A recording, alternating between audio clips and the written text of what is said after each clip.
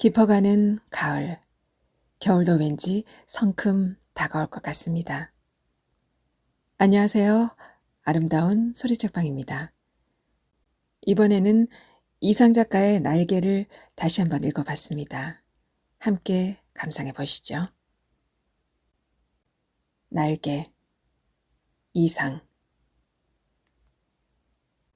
박제가 되어버린 천재를 아시오. 나는 유쾌하오. 이런 때 연애까지가 유쾌하오.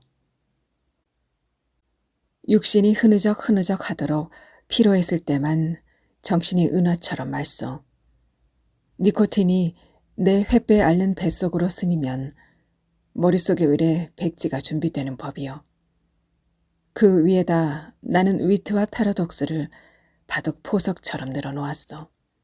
가증할 상식의 병이요. 나는 또 여인과 생활을 설계하오. 연애 기법에 마저 서먹서먹해진 지성의 극치를 흘낏 좀 들여다본 일이 있는, 말하자면 일종의 정신 분일자 말이요. 이런 여인의 반, 그것은 온갖 것의 반이요. 만을 영수하는 생활을 설계한다는 말이요. 그런 생활 속에 한 발만 들여놓고 흡사 두 개의 태양처럼 마주 쳐다보면서 낄낄거리는 것이요. 나는 아마 어지간히 인생의 재행이 싱거워서 견딜 수가 없게쯤 되고 그만둔 모양이요. Goodbye. Goodbye. 그대는 이따금 그대가 제일 싫어하는 음식을 탐식하는 아이러니를 실천해 보는 것도 좋을 것 같소. 위트와 패러독스와. 그대 자신을 위조하는 것도 할 만한 일이요. 그대의 작품은 한 번도 본 일이 없는 기성품에 의하여 차라리 경편하고 고매하리다. 19세기는 될 수 있거든 봉쇄하여 버리오. 도스토예프스키 정신이란 자칫하면 낭비일 것 같소. 위고를 블란스의 빵 한 조각이라고는 누가 그랬는지 지연인 드십소. 그러나 인생 혹은 그 모형에 있어서 디테일 때문에 속는다거나 해서야 되겠소? 화를 보지 마오. 부디 그대께 고하는 것이니. 테이프가 끊어지면 피가 나오. 생채기도 머지않아 완치될 줄 믿소. 굿바이. 감정은 어떤 포즈, 그 포즈의 원소만을 지적하는 것이 아닌지 나도 모르겠소. 그 포즈가 부동 자세까지 고도화할 때 감정은 딱 공급을 정지합니다. 나는 내 비범한 발육을 회고하여 세상을 보는 안목을 규정하였어. 여왕봉과 미망인. 세상에 하고 많은 여인이 본질적으로 이미 미망인이 아니니가 있으리까? 아니, 여인의 전부가 그 일상에 있어서 개개 미망인이라는 내 논리가 뜻밖에도 여성에 대한 모독이 되어? 굿바이. 그 33번지라는 것이 구조가 흡사 유곽이라는 느낌이 없지 않다. 한 번지에 18가구가 쭉 어깨를 맞대고 늘어서서 창호가 똑같고 아궁이 모양이 똑같다. 게다가 각 가구에 사는 사람들이 송이송이 꽃과 같이 젊다. 해가 들지 않는다. 해가 드는 것을 그들이 모른 채 하는 까닭이다. 덕살 밑에다 철줄을 매고 얼룩진 이부자리를 널어 말린다는 핑계로 미닫이에 해가 드는 것을 막아버린다. 침침한 방 안에서 낮잠들을 잔다. 그들은 밤에는 잠을 자지 않나? 알 수 없다. 나는 밤이나 낮이나 잠만 자느라고 그런 것은 알 길이 없다. 33번지 18가구의 낮은 참 조용하다. 조용한 것은 나뿐이다. 어둑어둑하면 그들은 이부자리를 걷어들인다. 전등불이 켜진 뒤에 18가구는 낮보다 훨씬 화려하다. 저물도록 미닫이 여다는 소리가 잦다. 바빠진다. 여러 가지 내음새가 나기 시작한다. 비욱 굽는 내, 탕고 돌았네, 뜸을 내, 비누네. 그러나 이런 것들보다도 그들의 문패가 제일로 고개를 끄덕이게 하는 것이다. 이 18가구를 대표하는 대문이라는 것이 일각에 져서 외떨어 떨어지기는 했으나 있다. 그러나 그것은 한 번도 다친 일이 없는 한 길이나 마찬가지 대문인 것이다. 온갖 장사치들은 하루 가운데 어느 시간에라도 이 대문을 통하여 드나들 수가 있는 것이다.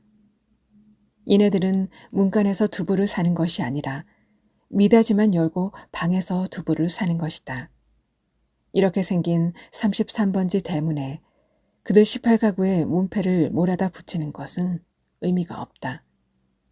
그들은 어느 사이엔가 각 미닫이 위 백인당인이 길상당인이 써붙인 한 곁에다 문패를 붙이는 풍속을 가져 버렸다. 내 방 미닫이 위 한 곁에 칼피오 딱지를 넷에다 낸 것만 아니 내 안에 명함이 붙어있는 이것도 이 풍속을 좇는 것이 아닐 수 없다. 나는 그러나 그들의 아무와도 놀지 않는다. 놀지 않을 뿐만 아니라 인사도 않는다. 나는 내 아내와 인사하는 외에 누구와도 인사하고 싶지 않았다. 내 아내 외에 다른 사람과 인사를 하거나 놀거나 하는 것은 내 아내 낯을 보아 좋지 않은 일인 것만 같은 생각이 들었기 때문이다. 나는 이만큼까지 내 아내를 소중히 생각한 것이다. 내가 이렇게까지 내 아내를 소중히 생각한 까닭은 이 33번지 18가구 속에서 내 아내가 내 아내의 명함처럼 제일 작고 제일 아름다운 것을 안 까닭이다. 18가구의 각기 별로 들은 송이송이 꽃들 가운데에서도 내 아내는 특히 아름다운 한떨기의 꽃으로 이 함석지붕 및 볕 안 드는 지역에서 어디까지든지 찬란하였다.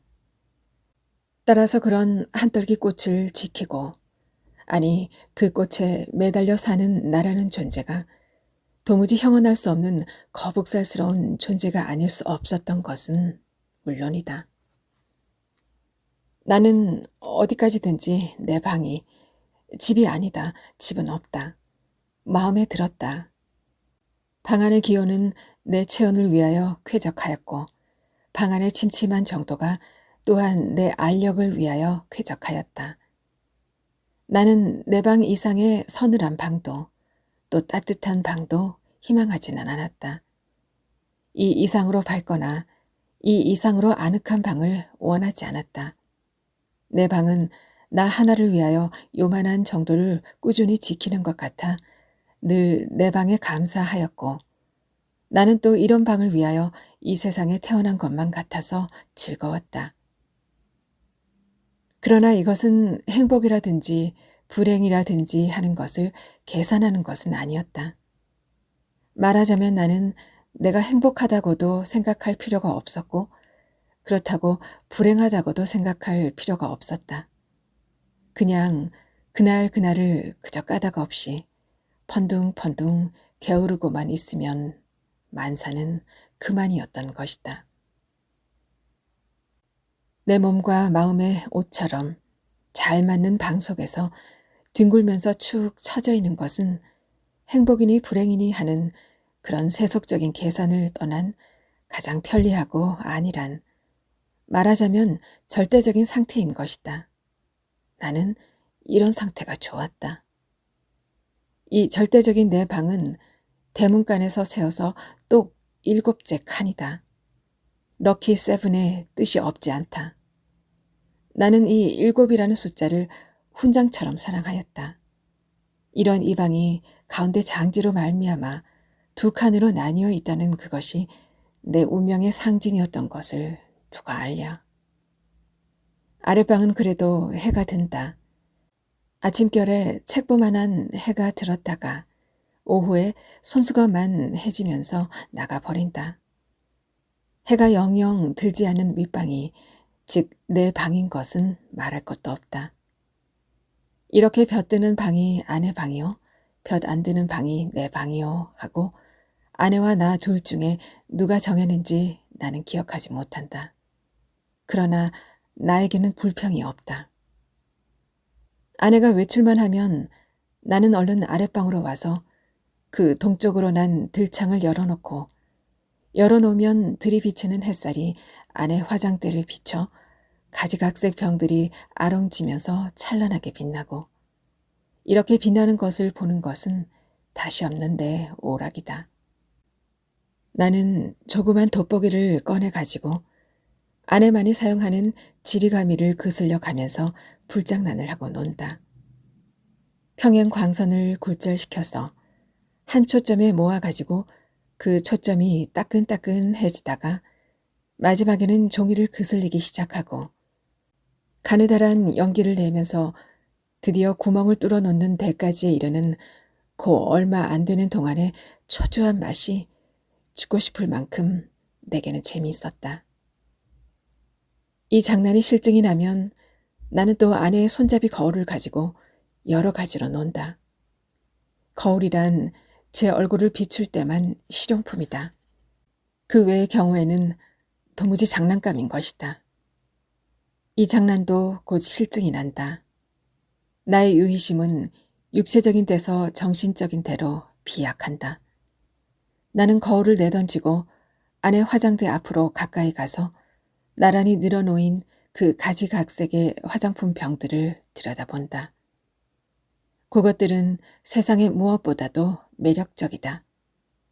나는 그 중에 하나만을 골라서 가만히 마개를 빼고 병구멍을 내 코에 가져다 대고 숨죽이듯이 가벼운 호흡을 하여 본다.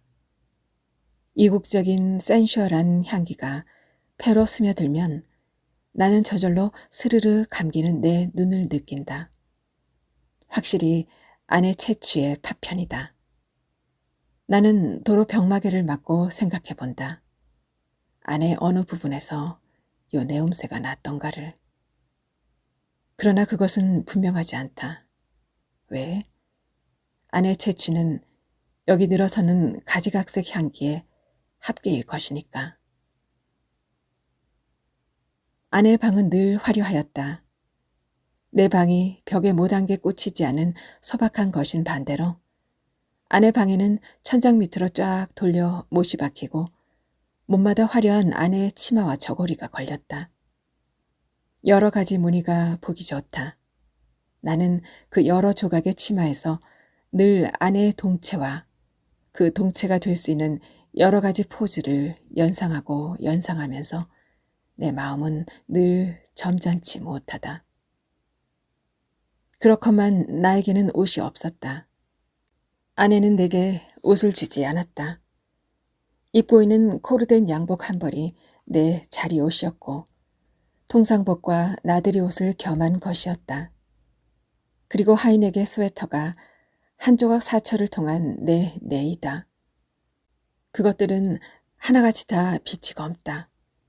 그것은 내 짐작 같아서는 즉 빨래를 될 수 있는 데까지 하지 않아도 보기 싫지 않도록 하기 위한 것이 아닌가 한다. 나는 허리와 두 가랑이, 세 군데 다 고무 밴드가 끼어있는 부드러운 사루마다를 입고 그리고 아무 소리 없이 잘 놀았다. 어느덧 손수건만해졌던 볕이 나갔는데 아내는 외출해서 돌아오지 않는다. 나는 요만이라도 좀 피곤하였고 또 아내가 돌아오기 전에 내 방으로 가 있어야 될 것을 생각하고 그만 내 방으로 건너간다. 내 방은 침침하다. 나는 이불을 뒤집어 쓰고 낮잠을 잔다. 한 번도 거둔 일이 없는 내 이부자리는 내 몸뚱이의 일부분처럼 내게는 참 반갑다. 잠은 잘 오는 적도 있다. 그러나 또 전신이 까짓까짓하면서 영 잠이 오지 않는 적도 있다.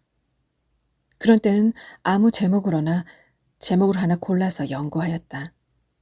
나는 내 좀 축축한 이불 속에서 참 여러 가지 발명도 하였고 논문도 많이 썼다.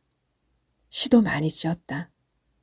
그러나 그것들은 내가 잠이 드는 것과 동시에 내 방에 담겨서 철철 넘치는 그 흐느흐느한 공기에다 비누처럼 풀어져서 온데간데 없고 한잠 자고 깨인 나는 속이 무명 헝겊이나 메밀 껍질로 띵띵 찬 한 덩어리 베개와도 같은 한 벌 신경이었을 뿐이고 하였다.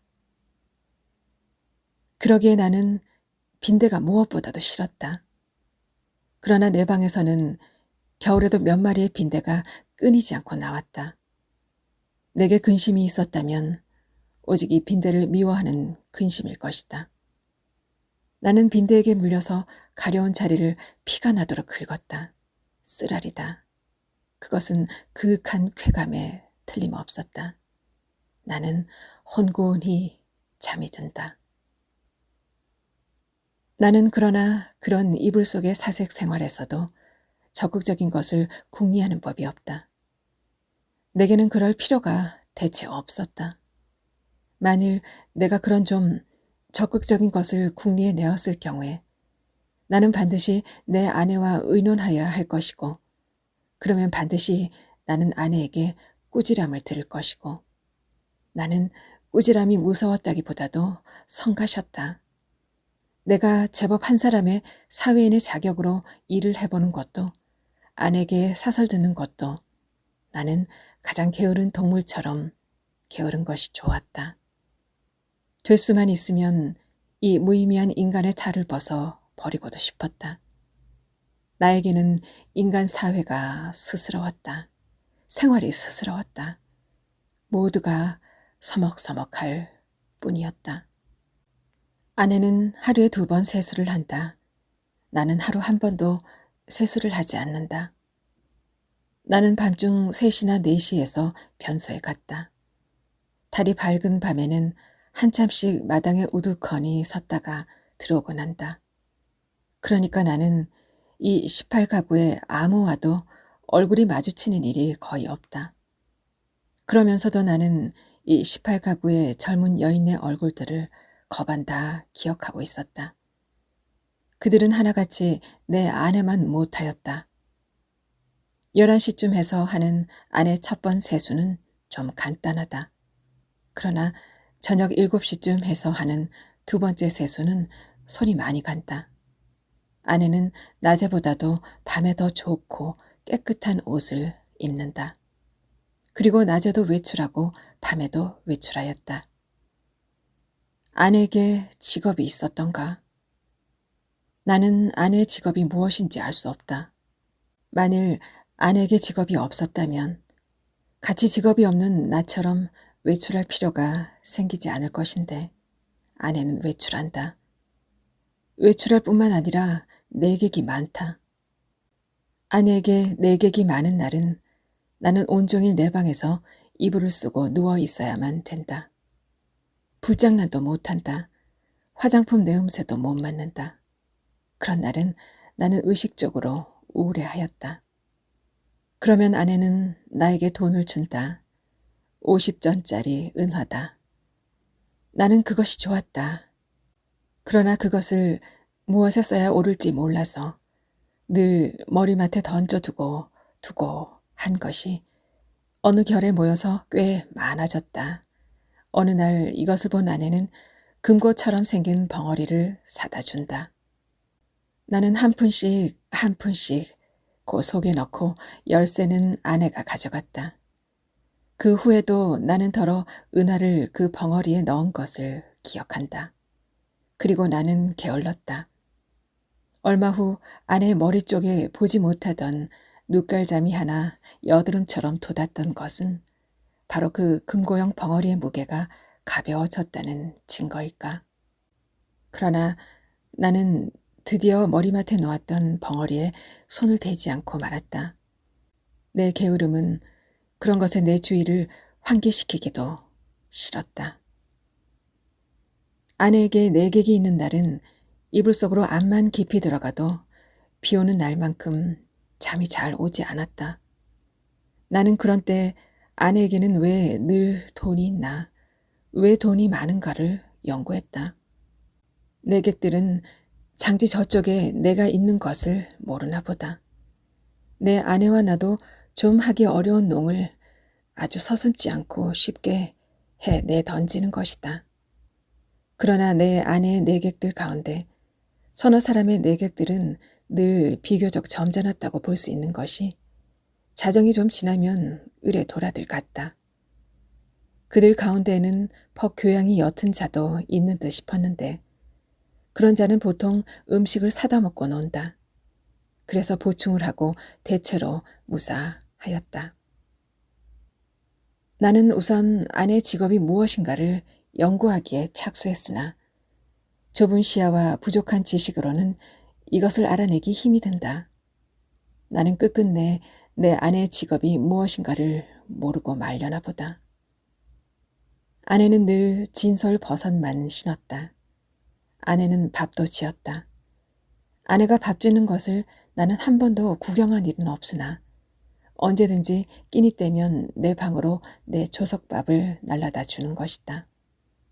우리 집에는 나와 내 아내 외에 다른 사람은 아무도 없다. 이 밥은 분명히 아내가 손수 지었음에 틀림없다. 그러나 아내는 한 번도 나를 자기 방으로 부른 일이 없다. 나는 늘 윗방에서 나 혼자서 밥을 먹고 잠을 잤다. 밥은 너무 맛이 없었다. 반찬이 너무 엉성하였다. 나는 닭이나 강아지처럼 말없이 주는 모이를 넙적넙적 받아먹기는 했으나 내심 야속하게 생각한 적도 더러 없지 않다. 나는 안색이 여지없이 창백해 가면서 말라들었다. 나날이 눈에 보이듯이 기운이 줄어들어갔다. 영양 부족으로 하여 몸뚱이 곳곳이 뼈가 불쑥불쑥 내밀었다. 하룻밤 사이에도 수십 차를 돌쳐눕지 않고는 여기저기가 배겨서 나는 배겨낼 수가 없었다.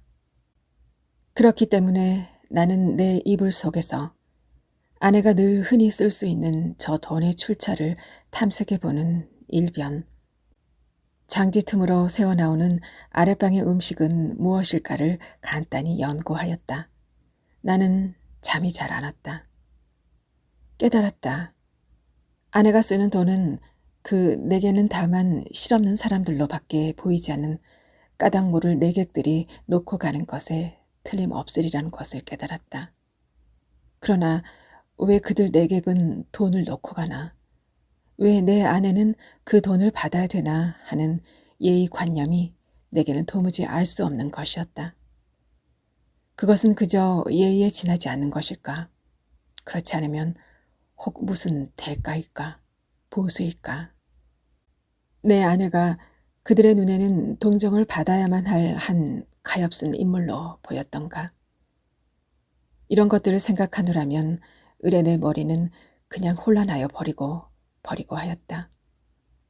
잠들기 전에 획득했다는 결론이 오직 불쾌하다는 것뿐이었으면서도 나는 그런 것을 아내에게 물어보거나 한 일이 참 한 번도 없다. 그것은 대체 귀찮기도 하려니와 한잠 자고 일어나는 나는 사뭇 딴 사람처럼 이것도 저것도 다 깨끗이 잊어버리고 그만두는 까닭이다. 내객들이 돌아가고 혹 밤 외출해서 돌아오고 하면 아내는 경편한 것으로 옷을 바꾸어 입고 내 방으로 나를 찾아온다. 그리고 이불을 들치고 내 귀에는 영 생동생동한 몇 마디 말로 나를 위로하려 든다. 나는 조소도 고소도 홍소도 아닌 웃음을 얼굴에 띠고 아내의 아름다운 얼굴을 쳐다본다. 아내는 방글에 웃는다. 그러나 그 얼굴에 떠도는 일말의 애수를 나는 놓치지 않는다. 아내는 능히 내가 배고파하는 것을 눈치챌 것이다. 그러나 아랫방에서 먹고 남은 음식을 나에게 주려 들지는 않는다. 그것은 어디까지든지 나를 존경하는 마음일 것임에 틀림없다. 나는 배가 고프면서도 적이 마음이 든든한 것을 좋아했다. 아내가 무엇이라고 짓거리고 갔는지 귀에 남아 있을 리가 없다. 다만 내 머리맡에 아내가 놓고 간 은화가 전등불에 흐릿하게 빛나고 있을 뿐이다. 고 금고형 벙어리 속에 은하가 얼마만큼이나 모였을까? 나는 그러나 그것을 쳐들어보지 않았다. 그저 아무런 의욕도 기원도 없이 그 단추구멍처럼 생긴 틈바구니로 은하를 떨어뜨려 둘 뿐이었다. 왜 아내 내객들이 아내에게 돈을 놓고 가나 하는 것이 풀 수 없는 의문인 것 같이 왜 아내는 나에게 돈을 놓고 가나 하는 것도 역시 나에게는 똑같이 풀 수 없는 의문이었다. 내 비록 아내가 내게 돈을 놓고 가는 것이 싫지 않았다 하더라도 그것은 다만 그것이 내 손가락에 닿는 순간에서부터 그 벙어리 주둥이에서 자취를 감추기까지의 하잘것없는 짧은 촉각이 좋았달 뿐이지 그 이상 아무 기쁨도 없다. 어느 날 나는 그 벙어리를 변소에 갖다 넣어버렸다. 그때 벙어리 속에는 몇 푼이나 되는지는 모르겠으나 그 은하들이 꽤 들어있었다. 나는 내가 지구 위에 살며 내가 이렇게 살고 있는 지구가 질풍신뢰의 속력으로 광대 무변의 공간을 달리고 있다는 것을 생각했을 때 참 허망하였다. 나는 이렇게 부지런한 지구 위에서는 현기증도 날 것 같고 해서 한시바삐 내려버리고 싶었다. 이불 속에서 이런 생각을 하고 난 뒤에는 나는 그 은하를 그 벙어리에 넣고 하는 것조차도 귀찮아졌다. 나는 아내가 손수 벙어리를 사용하였으면 하고 희망하였다. 벙어리도 돈도 사실에는 아내에게만 필요한 것이지 내게는 애초부터 의미가 전혀 없는 것이었으니까 될 수만 있으면 그 벙어리를 아내가 아내 방으로 가져갔으면 하고 기다렸다. 그러나 아내는 가져가지 않는다. 나는 내가 아내 방으로 가져다 둘까 하고 생각하여 보았으나 그 즈음에는 아내 내객이 원체 많아서 내가 아내 방에 가 볼 기회가 도무지 없었다. 그래서 나는 하는 수 없이 변소에 갖다 집어넣어 버리고 만 것이다. 나는 서글픈 마음으로 아내의 꾸지람을 기다렸다. 그러나 아내는 끝내 아무 말도 나에게 묻지도 하지도 않았다. 않았을 뿐 아니라 여전히 돈은 돈대로 내 머리맡에 놓고 가지 않나? 내 머리맡에는 어느덧 은화가 꽤 많이 모였다. 내객이 아내에게 돈을 놓고 가는 것이나 아내가 내게 돈을 놓고 가는 것이나 일종의 쾌감, 그 외에 다른 아무런 이유도 없는 것이 아닐까 하는 것을 나는 또 이불 속에서 연구하기 시작하였다. 쾌감이라면 어떤 종류의 쾌감일까를 계속하여 연구하였다. 그러나 그것은 이불 속의 연구로는 알 길이 없었다. 쾌감 하고 나는 뜻밖에도 이 문제에 대해서만 흥미를 느꼈다. 아내는 물론 나를 늘 감금하여 두다시피 하여 왔다. 내게 불평이 있을 리 없다. 그런 중에도 나는 그 쾌감이라는 것의 유무를 체험하고 싶었다. 나는 아내 밤 외출 틈을 타서 밖으로 나왔다. 나는 거리에서 잊어버리지 않고 가지고 나온 은하를 지폐로 바꾼다. 5원이나 된다. 그것을 주머니에 넣고 나는 목적을 잃어버리기 위하여 얼마든지 거리를 쏘다녔다. 오래간만에 보는 거리는 거의 경이에 가까울 만큼 내 신경을 흥분시키지 않고는 마지 않았다. 나는 금시에 피곤하여 버렸다. 그러나 나는 참았다. 그리고 밤이 이슥하도록 까닭을 잊어버린 채 이 거리 저 거리로 지향 없이 헤매었다. 돈은 물론 한 푼도 쓰지 않았다. 돈을 쓸 아무 엄두도 나서지 않았다. 나는 벌써 돈을 쓰는 기능을 완전히 상실한 것 같았다. 나는 과연 피로를 이 이상 견디기가 어려웠다. 나는 가까스로 내 집을 찾았다. 나는 내 방으로 가려면 아내 방을 통과하지 아니하면 안 될 것을 알고 아내에게 내객이 있나 없나를 걱정하면서 미닫이 앞에서 좀 거북살스럽게 기침을 한번 했더니 이것은 참 또 너무 암상스럽게 미닫이가 열리면서 아내의 얼굴과 그 등 뒤에 낯선 남자의 얼굴이 이쪽을 내다보는 것이다. 나는 벼랑간 내쏟아지는 불빛에 눈이 부셔서 좀 머뭇머뭇했다. 나는 아내의 눈초리를 못 본 것은 아니다. 그러나 나는 모른 채 하는 수밖에 없었다. 왜? 나는 어쨌든 아내 방을 통과하지 아니하면 안 되니까. 나는 이불을 뒤집어 썼다. 무엇보다도 다리가 아파서 견딜 수가 없었다. 이불 속에서는 가슴이 울렁거리면서 암만 해도 까무러칠 것만 같았다. 걸을 때는 몰랐더니 숨이 차다. 등에 식은땀이 쭉 내벤다. 나는 외출한 것을 후회하였다. 이런 피로를 잊고 어서 잠이 들었으면 좋았다. 한참 잘 자고 싶었다. 얼마 동안이나 비스듬히 엎드려 있었더니 차츰차츰 뚝딱거리는 가슴 동기가 가라앉는다.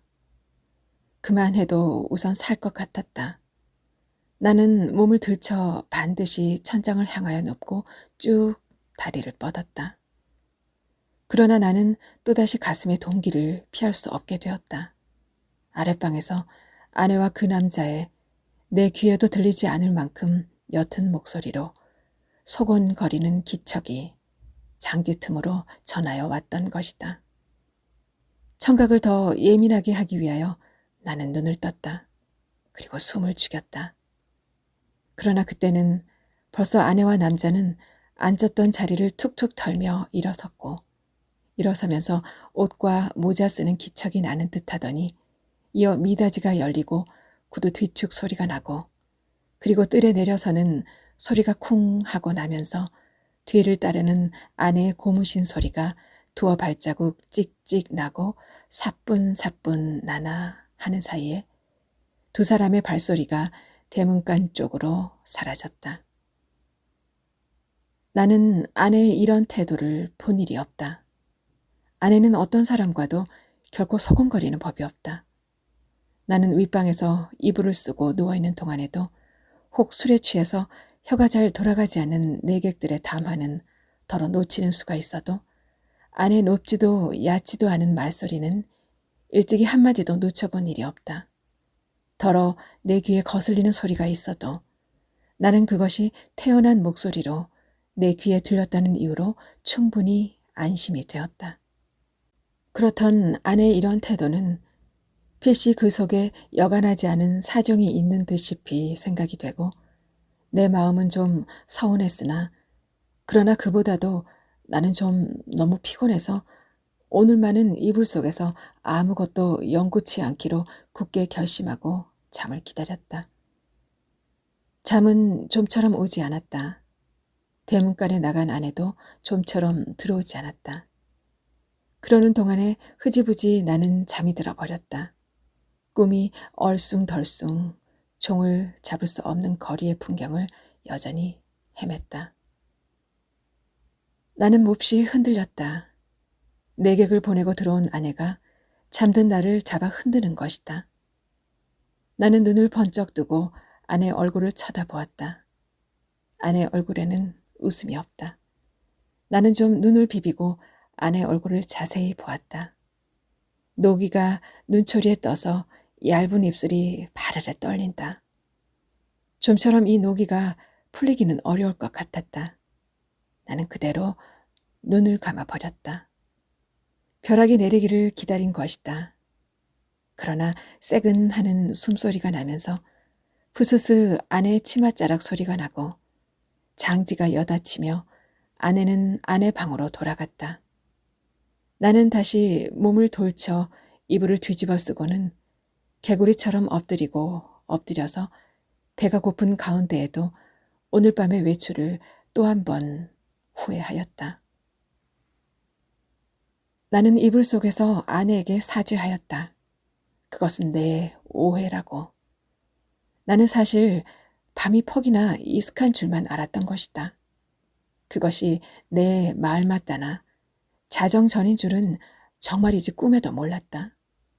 나는 너무 피곤하였다.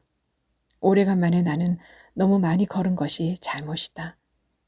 내 잘못이라면 잘못은 그것밖에 없다. 외출은 왜 하였더냐고. 나는 그 머리맡에서 저절로 모인 5원 돈을 아무에게라도 좋으니 주어보고 싶었던 것이다. 그뿐이다. 그러나 그것도 내 잘못이라면 나는 그렇게 알겠다. 나는 후회하고 있지 않나. 내가 그 5원 돈을 써버릴 수가 있었던들 나는 자정 안에 집에 돌아올 수 없었을 것이다. 그러나 거리는 너무 복잡하였고 사람은 너무도 들끓었다. 나는 어느 사람을 붙들고 그 5원 돈을 내주어야 할지 갈피를 잡을 수가 없었다. 그러는 동안에 나는 여지없이 피곤해 버리고 말았던 것이다. 나는 무엇보다도 좀 쉬고 싶었다. 눕고 싶었다. 그래서 나는 하는 수 없이 집으로 돌아온 것이다. 내 짐작 같아서는 밤이 어지간히 늦은 줄만 알았는데 그것이 불행히도 자정 전이었다는 것은 참 안 된 일이다. 미안한 일이다. 나는 얼마든지 사죄하여도 좋다. 그러나 종시 아내 오해를 풀지 못하였다 하면 내가 이렇게까지 사죄하는 보람은 그럼 어디 있나? 한심하였다. 1시간 동안을 나는 이렇게 초조하게 굴지 않으면 안 되었다. 나는 이불을 획 젖혀버리고 일어나서 장지를 열고 아내 방으로 비칠비칠 달려갔던 것이다. 내게는 거의 의식이라는 것이 없었다. 나는 아내 이불 위에 엎드려지면서 바지 포켓 속에서 돈 5원을 꺼내 아내 손에 쥐어준 것을 간신히 기억할 뿐이다. 이튿날 잠이 깨었을 때 나는 내 아내 방, 아내 이불 속에 있었다. 이것이 33번지에서 살기 시작한 이래 내가 아내 방에서 잔 맨 처음이었다. 해가 들창에 훨씬 높았는데 아내는 이미 외출하고 벌써 내 곁에 있지는 않다.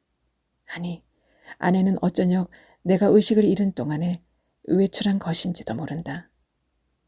그러나 나는 그런 것을 조사하고 싶지 않았다. 다만 전신이 찌뿌드드한 것이 손가락 하나 꼼짝할 힘조차 없었다. 책보보다 좀 작은 면적의 볕이 눈이 부시다. 그 속에서 수없는 먼지가 흡사 미생물처럼 난무한다. 코가 칵 막히는 것 같다. 나는 다시 눈을 감고 이불을 푹 뒤집어 쓰고 낮잠을 자기에 착수하였다. 그러나 코를 스치는 아내의 채취는 꽤 도발적이었다. 나는 몸을 여러 번 비비 꼬면서 아내 화장대에 늘어선 고 가지각색 화장품 병들의 마개를 뽑았을 때 풍기는 내음새를 더듬느라고 좀처럼 잠은 들지 않는 것을 나는 어찌하는 수도 없었다. 견디다 못하여 나는 그만 이불을 걷어차고 벌떡 일어나서 내 방으로 갔다. 내 방에는 다 식어 빠진 내 끼니가 가지런히 놓여 있는 것이다. 아내는 내 모이를 여기다 주고 나간 것이다. 나는 우선 배가 고팠다. 한 숟갈을 입에 떠 넣었을 때 그 촉감은 참 너무도 냉효와 같이 서늘하였다.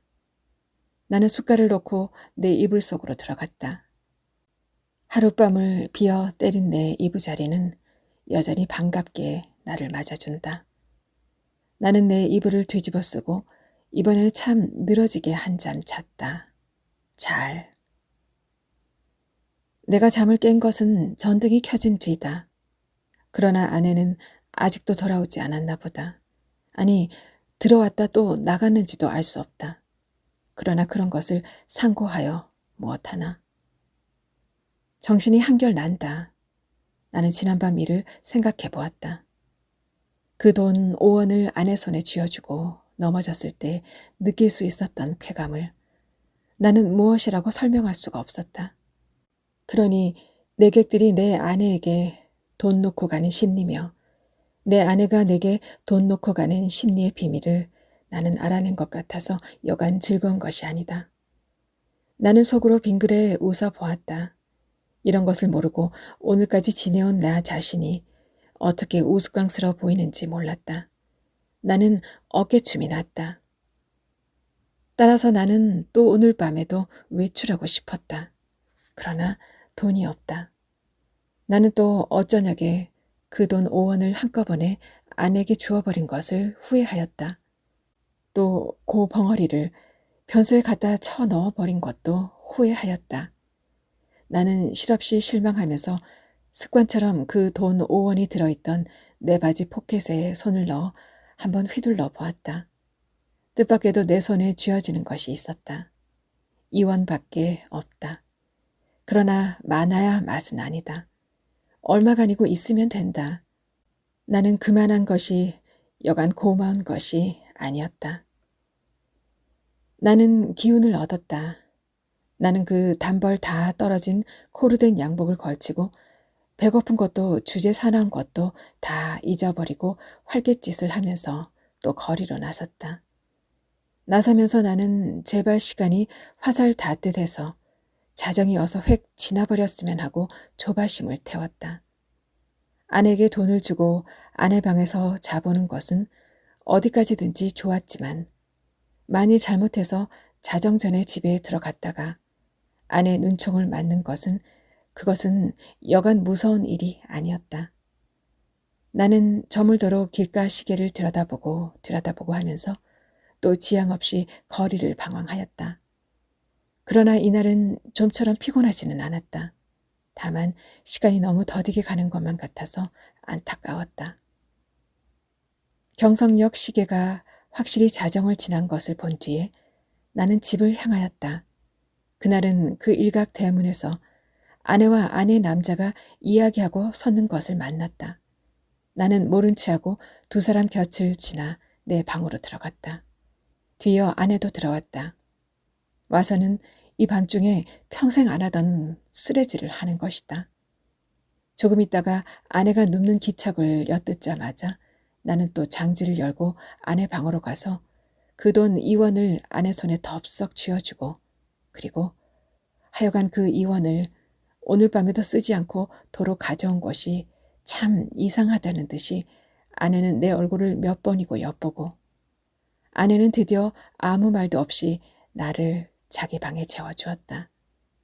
나는 이 기쁨을 세상의 무엇과도 바꾸고 싶지는 않았다. 나는 편히 잘 잤다. 이튿날도 내가 잠이 깨었을 때는 아내는 보이지 않았다. 나는 또 내 방으로 가서 피곤한 몸으로 낮잠을 잤다. 내가 아내에게 흔들려 깨었을 때는 역시 불이 들어온 뒤였다. 아내는 자기 방으로 나를 오라는 것이다. 이런 일은 또 처음이다. 아내는 끊임없이 얼굴에 미소를 띠고 내 팔을 이끄는 것이다. 나는 이런 아내 태도 이면에 앵간치 않은 음모가 숨어 있지는 않은가 하고 저기 불안을 느끼지 않을 수 없었다. 나는 아내가 하자는 대로 아내의 방으로 끌려갔다. 아내의 방에는 저녁 밥상이 조촐하게 차려져 있는 것이다. 생각하여 보면 나는 이틀을 굶었다. 나는 지금 배고픈 것까지도 긴가민가 잊어버리고 얼음얼음 하던 차다. 나는 생각하였다. 이 최후의 만찬을 먹고 나자마자 벼락이 내려도 나는 차라리 후회하지 않을 것을. 사실 나는 인간 세상이 너무나 심심해서 못 견디겠던 차다. 모든 것이 성가시고 귀찮으나 그러나 불의의 재난이라는 것은 즐겁다. 나는 마음을 턱 놓고 조용히 아내와 마주 이 해괴한 저녁밥을 먹었다. 우리 부부는 이야기하는 법이 없었다. 밥을 먹은 뒤에도 나는 말이 없이 부스스 일어나서 내 방으로 건너가 버렸다. 아내는 나를 붙잡지 않았다. 나는 벽에 기대어 앉아서 담배를 한 대 피워 물고 그리고 벼락이 떨어질 테거든 어서 떨어져라 하고 기다렸다. 5분, 10분. 그러나 벼락은 내리지 않았다. 긴장이 차츰 늘어지기 시작한다. 나는 어느덧 오늘 밤에도 외출할 것을 생각하고 돈이 있었으면 하고 생각하고 있었다. 그러나 돈은 확실히 없다. 오늘은 외출하여도 나중에 올 무슨 기쁨이 있나. 나는 앞이 그냥 아뜩하였다.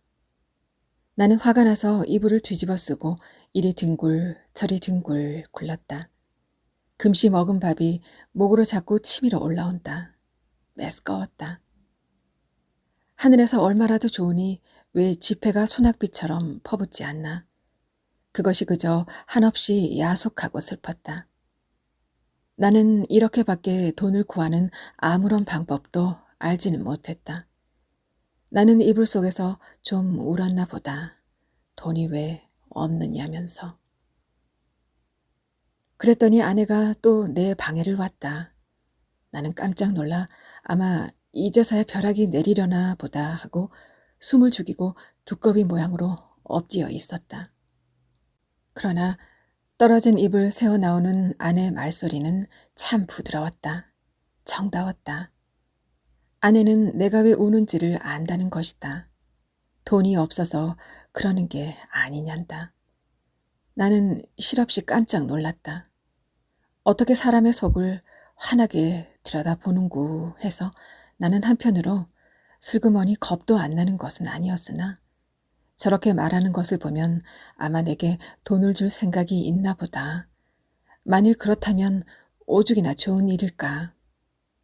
나는 이불 속에 뚫뚫 말린 채 고개도 들지 않고 아내의 다음 거동을 기다리고 있으니까 예쏘 하고 내 머리맡에 내려뜨리는 것은 그 가뿐한 음향으로 보아 지폐에 틀림없었다. 그리고 내 귀에다 대고 오늘일랑 어제보다도 좀 더 늦게 돌아와도 좋다고 속삭이는 것이다. 그것은 어렵지 않다. 우선 그 돈이 무엇보다도 고맙고 반가웠다. 어쨌든 나섰다. 나는 좀 야맹증이다.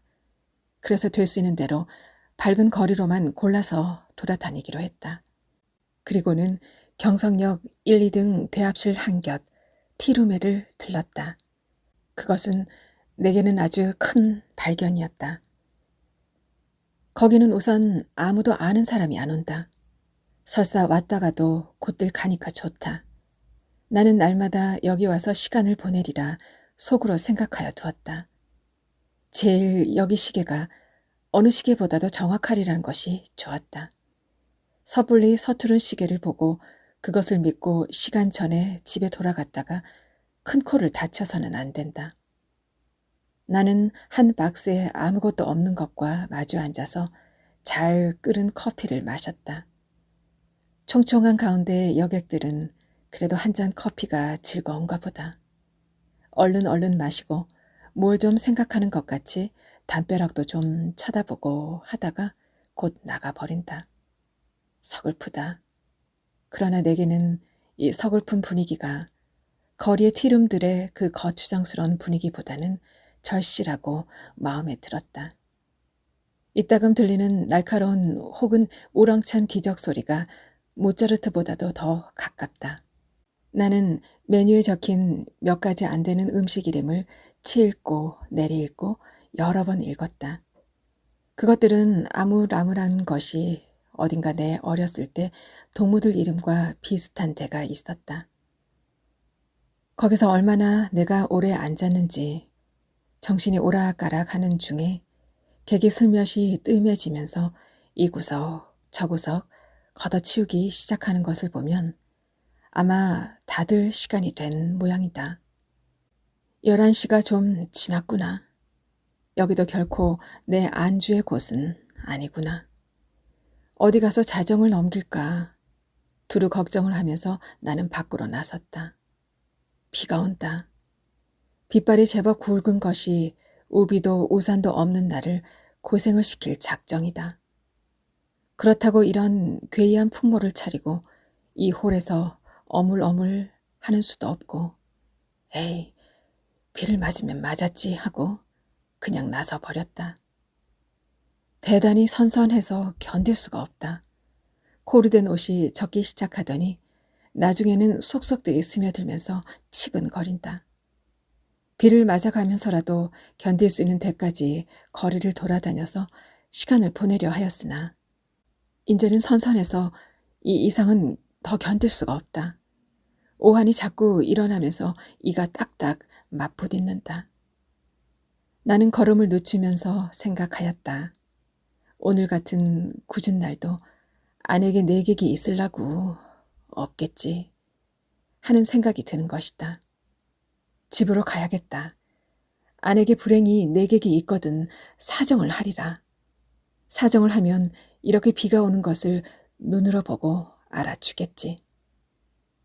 불이 나게 와보니까 그러나 아내에게는 내 객이 있었다. 나는 너무 춥고 척척해서 얼떨결에 노크하는 것을 잊었다. 그래서 나는 보면 아내가 덜 좋아할 것을 그만 보았다.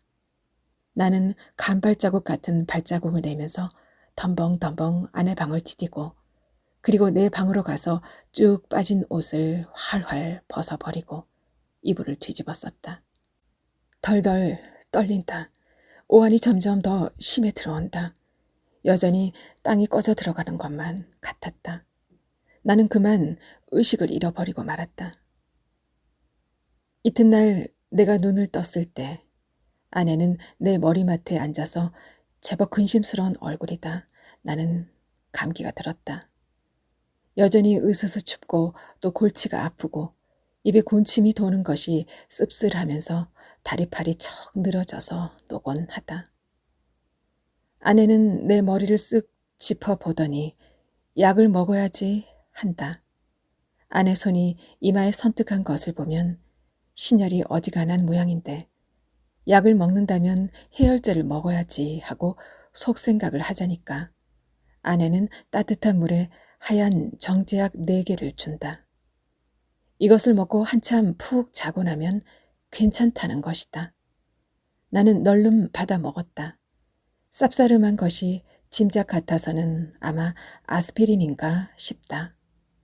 나는 다시 이불을 쓰고 단번에 그냥 죽은 것처럼 잠이 들어버렸다. 나는 콧물을 훌쩍훌쩍 하면서 여러 날을 앓았다. 앓는 동안에 끊이지 않고 그 정제약을 먹었다. 그러는 동안에 감기도 나았다.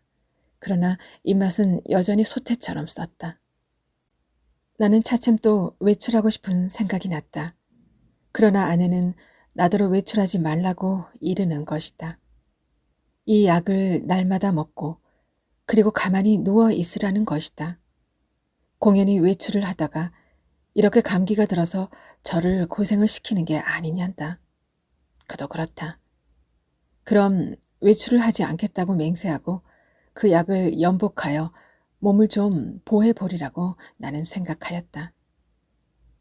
나는 날마다 이불을 뒤집어 쓰고 밤이나 낮이나 잤다. 유난스럽게 밤이나 낮이나 졸려서 견딜 수가 없는 것이다. 나는 이렇게 잠이 자꾸만 오는 것은 내가 몸이 훨씬 튼튼해진 증거라고 굳게 믿었다. 나는 아마 한 달이나 이렇게 지냈나 보다. 내 머리와 수염이 좀 너무 자라서 후뜻해서 견딜 수가 없어서 내 거울을 좀 보리라고 아내가 외출한 틈을 타서 나는 아내 방으로 가서 아내 화장대 앞에 앉아 보았다. 상당하다. 수염과 머리가 참 산란하였다. 오늘은 이발을 좀 하리라고 생각하고 겸사겸사 고 화장품 병들 마개를 뽑고 이것저것 맡아보았다. 한동안 잊어버렸던 향기 가운데서는 몸이 베베 꼬일 것 같은 채취가 전해 나왔다. 나는 아내 이름을 속으로만 한번 불러보았다. 연심이 하고. 오래간만에 돋보기 장난도 하였다. 거울 장난도 하였다. 창에 든 볕이 여간 따뜻한 것이 아니었다. 생각하면 5월이 아니냐. 나는 커다랗게 기지개를 한번 켜보고 아내 베개를 내려 베고 벌떡 자빠져서는 이렇게도 편안하고 즐거운 세월을 하느님께 흠씬 자랑하여 주고 싶었다. 나는 참 세상의 아무 것과도 교섭을 가지지 않는다. 하느님도 아마 나를 칭찬할 수도 처벌할 수도 없는 것 같다. 그러나 다음 순간 실로 세상에도 이상스러운 것이 눈에 띄었다. 그것은 최면약 아달린 갑이었다.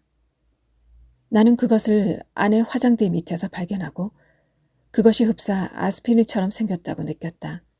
나는 그것을 열어보았다. 꼭 4개가 비었다. 나는 오늘 아침에 4개의 아스피린을 먹은 것을 기억하고 있었다. 나는 잤다. 어제도, 그제도, 그그제도. 나는 졸려서 견딜 수가 없었다. 나는 감기가 다 나았는데도 아내는 내게 아스피린을 주었다. 내가 잠이 든 동안에 이불에 불이 난 일이 있다. 그때도 나는 자느라고 몰랐다.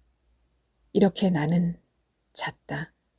나는 아스피린으로 알고 그럼 1달 동안을 두고 아달린을 먹어온 것이다. 이것은 좀 너무 심하다. 벼랑간 아뜨가더니 하마터면 나는 까무러칠 뻔하였다. 나는 그 아달린을 주머니에 넣고 집을 나섰다. 그리고 산을 찾아 올라갔다. 인간 세상에 아무것도 보기가 싫었던 것이다. 걸으면서 나는 아무쪼록 아내에 관계되는 일은 일체 생각하지 않도록 노력하였다. 길에서 까무러치기 쉬우니까다. 나는 어디라도 양지가 바른 자리를 하나 골라 자리를 잡아가지고 서서히 아내에 관하여서 연구할 작정이었다. 나는 길가에 줄창 핀 구경도 못한 진 개나리꽃, 종달새, 돌멩이도 새끼를 까는 이야기, 이런 것만 생각하였다. 다행히 길가에서 나는 졸도하지 않았다. 거기는 벤치가 있었다. 나는 거기 정주하고 그리고 그 아스피린과 아달린에 관하여 연구하였다. 그러나 머리가 도무지 혼란하여 생각이 체계를 이루지 않는다. 단 5분이 못 가서 나는 그만 귀찮은 생각이 번쩍 들면서 심술이 났다. 나는 주머니에서 가지고 온 아달린을 꺼내 남은 6개를 한꺼번에 질겅질겅 씹어 먹어버렸다. 맛이 익살맞다. 그러고 나서 나는 그 벤치 위에 가로 기다랗게 누웠다. 무슨 생각으로 내가 그따위 짓을 했나? 알 수가 없다. 그저 그러고 싶었다. 나는 개서 그냥 깊이 잠이 들었다. 잠결에도 바위 틈을 흐르는 물소리가 졸졸 하고 언제까지나 귀에 어렴풋이 들려왔다. 내가 잠을 깨었을 때는 날이 환히 밝은 뒤다. 나는 거기서 일주야를 잔 것이다. 풍경이 그냥 노랗게 보인다. 그 속에서도 나는 번개처럼 아스피린과 아달린이 생각났다. 아스피린, 아달린, 아스피린, 아달린, 마르크스, 말사스, 마두로스, 아스피린, 아달린. 아내는 1달 동안 아달린을 아스피린이라고 속이고 내게 먹였다. 그것은 아내 방에서 이 아달린 갑이 발견된 것으로 미루어 증거가 너무나 확실하다. 무슨 목적으로 아내는 나를 밤이나 낮이나 재웠어야 됐나? 나를 밤이나 낮이나 재워놓고 그리고 아내는 내가 자는 동안에 무슨 짓을 했나? 나를 조금씩 죽이려던 것일까? 그러나 또 생각하여 보면 내가 1달을 두고 먹어온 것이 아스피린이었는지도 모른다. 아내는 무슨 근심되는 일이 있어서 밤이면 잠이 잘 오지 않아서 정작 아내가 아달린을 사용한 것이나 아닌지. 그렇다면 나는 참 미안하다. 나는 아내에게 이렇게 큰 의욕을 가졌다는 것이 참 안 됐다. 나는 그래서 불이 나게 거기서 내려왔다. 아랫도리가 회회 내저이면서 어찔어찔한 것을 나는 겨우 집을 향하여 걸었다. 8시 가까이였다. 나는 내 잘못된 생각을 죄다 일러 바치고 아내에게 사죄하려는 것이다. 나는 너무 급해서 그만 또 말을 잊어버렸다. 그랬더니 이건 참 큰일 났다. 나는 내 눈으로는 절대로 보아서 안 될 것을 그만 딱 보아버리고 만 것이다. 나는 얼떨결에 그만 냉큼 미닫이를 닫고 그리고 현기증이 나는 것을 진정시키느라고 잠깐 고개를 숙이고 눈을 감고 기둥을 짚고 섰자니까 1초 여유도 없이 획 미닫이가 다시 열리더니 매무새를 풀어헤친 아내가 불쑥 내밀면서 내 멱살을 잡는 것이다. 나는 그만 어지러워서 개에서 그냥 나동그라졌다. 그랬더니 아내는 넘어진 내 위에 덮치면서 내 살을 함부로 물어뜯는 것이다. 아파 죽겠다. 나는 사실 반항할 의사도 힘도 없어서 그냥 넙죽 엎드려 있으면서 어떻게 되나 보고 있자니까 뒤어 남자가 나오는 것 같더니 아내를 한아름에 덥석 안아 가지고 방으로 들어가는 것이다. 아내는 아무 말 없이 다소곳이 그렇게 안겨 들어가는 것이 내 눈에 여간 미운 것이 아니다. 밉다. 아내는 너 밤새워 가면서 도둑질하러 다니느냐, 개집질하러 다니느냐고 발악이다. 이것은 참 너무 억울하다. 나는 어안이 벙벙하여 도무지 입이 벌어지지를 않았다. 너는 그야말로 나를 살해하려던 것이 아니냐고 소리를 한번 꽤 질러보고도 싶었으나 그런 긴가민가한 소리를 섣불리 입 밖에 내었다가는 무슨 화를 볼는지 알 수 있나. 차라리 억울하지만 잠자코 있는 것이 우선 상책인 듯 싶은 생각이 들길래 나는 이것은 또 무슨 생각으로 그랬는지 모르지만 툭툭 떨고 일어나서 내 바지 포켓 속에 남은 돈 몇 원 몇십 전을 가만히 꺼내서는 몰래 미닫이를 열고 살며시 문지방 밑에다 놓고 나서는 나는 그냥 줄다름질을 쳐서 나와 버렸다.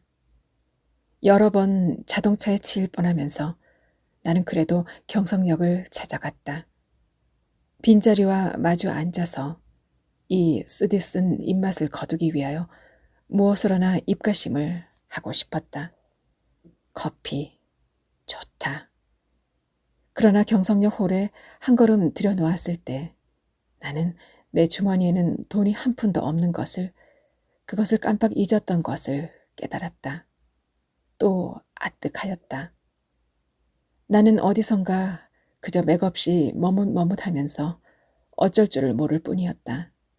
얼빠진 사람처럼 그저 이리 갔다 저리 갔다 하면서 나는 어디로 들입다 쏘다녔는지 하나도 모른다. 다만 몇 시간 후에 내가 미스컷이 옥상에 있는 것을 깨달았을 때는 거의 대낮이었다. 나는 거기 아무데나 주저앉아서 내 자라온 26해를 회고하여 보았다. 몽롱한 기억 속에서는 이렇다는 아무 제목도 불거져 나오지 않았다. 나는 또 내 자신에게 물어보았다. 너는 인생에 무슨 욕심이 있느냐고. 그러나 있다고도 없다고도 그런 대답은 하기가 싫었다. 나는 거의 나 자신의 존재를 인식하기조차도 어려웠다. 허리를 굽혀서 나는 그저 금붕어나 들여다보고 있었다. 금붕어는 참 잘들 생겼다. 작은 놈은 작은 놈대로, 큰 놈은 큰 놈대로 싱싱하니 보기 좋았다. 내리비치는 5월 햇살에 금붕어들은 그릇 바탕에 그림자를 내려드렸다. 지느러미는 하늘하늘 손수건을 흔드는 흉내를 낸다. 나는 이 지느러미 수혈을 헤어보기도 하면서 굽힌 허리를 좀처럼 펴지 않았다. 등허리가 따뜻하다. 나는 또 회탁의 거리를 내려다 보았다. 거기서는 피곤한 생활이 또 금붕어 지느러미처럼 흐느흐느 허비적거렸다. 눈에 보이지 않는 끈적끈적한 줄에 엉켜서 헤어나지들을 못한다. 나는 피로와 공복 때문에 무너져 들어가는 몸뚱이를 끌고 그 회탁의 거리 속으로 섞여 들어가지 않을 수도 없다 생각하였다. 나서서 나는 또 문득 생각하여 보았다. 이 발길이 지금 어디로 향하여 가는 것인가를. 그때 내 눈앞에는 안에 모가지가 벼락처럼 내려 떨어졌다. 아스피린과 아달린. 우리들은 서로 오해하고 있느니라. 설마 아내가 아스피린 대신에 아달린의 정량을 나에게 먹여왔을까? 나는 그것을 믿을 수 없다. 아내가 대체 그럴 까닭이 없을 것이니. 그러면 나는 날밤을 새면서 도적질을, 계집질을 하였나? 정말이지 아니다. 우리 부부는 숙명적으로 발이 맞지 않는 절름발이인 것이다. 내가 아내나 제 거동에 로직을 붙일 필요는 없다. 변해할 필요도 없다. 사실은 사실대로, 오해는 오해대로 그저 끝없이 발을 절뚝거리면서 세상을 걸어가면 되는 것이다. 그렇지 않을까? 그러나 나는 이 발길이 아내에게로 돌아가야 옳은가? 이것만은 분간하기가 좀 어려웠다. 가야 하나? 그럼 어디로 가나? 이때 뚜 하고 정오 사이렌이 울었다. 사람들은 모두 내 활개를 펴고 닭처럼 푸드덕거리는 것 같고 온갖 유리와 강철과 대리석과 지폐와 잉크가 부글부글 끓고 수선을 떨고 하는 것 같은 찰나. 그야말로 현란을 극한 정오다. 나는 불현듯 겨드랑이가 가렵다. 아, 이것은 내 인공의 날개가 돋았던 자국이다. 오늘은 없는 이 날개. 머릿속에서는 희망과 야심이 말소된 페이지가 딕셔너리 넘어가듯 번뜩였다. 나는 걷던 걸음을 멈추고 그리고 어디 한번 이렇게 외쳐보고 싶었다. 날개야, 다시 돋아라. 날자, 날자. 한 번만 더 날 잡구나. 한 번만 더 날아 보자꾸나.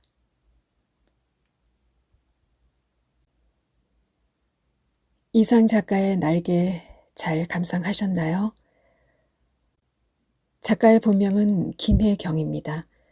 서울에서 태어나 어려운 초현실주의적 시로 문학사의 이단아로 불렸으며 실험 정신이 강한 시를 써오다가 1936년 소설 이 날개를 발표하면서 무력한 스스로의 모습을 소설로 승화시켰습니다.